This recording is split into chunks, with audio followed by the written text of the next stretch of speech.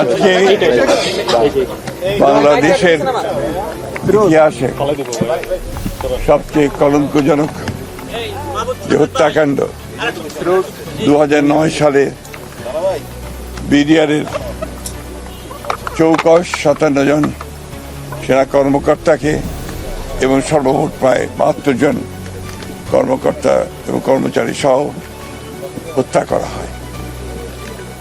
এই 2009 সালের 25শে ফেব্রুয়ারিতে এই দিনটি আমাদের জাতির জন্য অত্যন্ত লজ্জার এবং কলঙ্কজনক একটি অধ্যায় বলে আমরা মনে করি।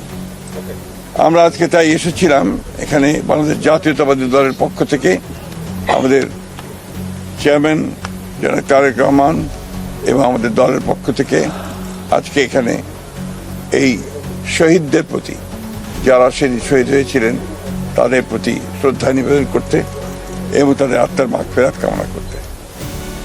এই দিনটিকে আমরা সবচেয়ে কলঙ্কজনক।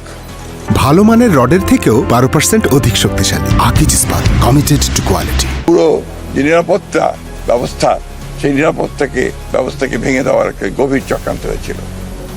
চৌকস 57 জন সেনা কর্মকর্তাকে হত্যা করে বাংলাদেশ সেনাবাহিনীর যে মনোবল এবং একই সঙ্গে বাংলাদেশের যে মনোবল সেটাকে ভেঙে দেওয়ার জন্য একটা গভীর চক্রান্ত হয়েছিল।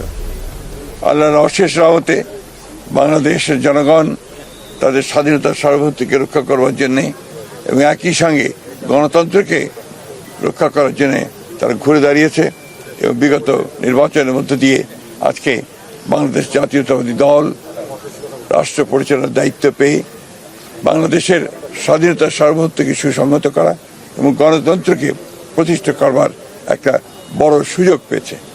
আমরা বিশ্বাস করি যে বাংলাদেশ জাতীয়তাবাদী দল অতীতের মতো একইভাবে তার যে মূল লক্ষ্য বাংলাদেশকে একটা গণতান্ত্রিক রাষ্ট্রে পরিণত করা এবং একই সঙ্গে স্বাধীনতা সার্বভৌমত্বকে পুরোপুরিভাবে সংহত করা এবং এই জঘন্য হত্যাকাণ্ডের একটা নিরপেক্ষ একটা তদন্ত করে দায়ী ব্যক্তিদের এবং শক্তিদেরকে আপনার আইনের আওতায় নিয়ে আসা এবং তাদের শাস্তিকে নিশ্চিত করা।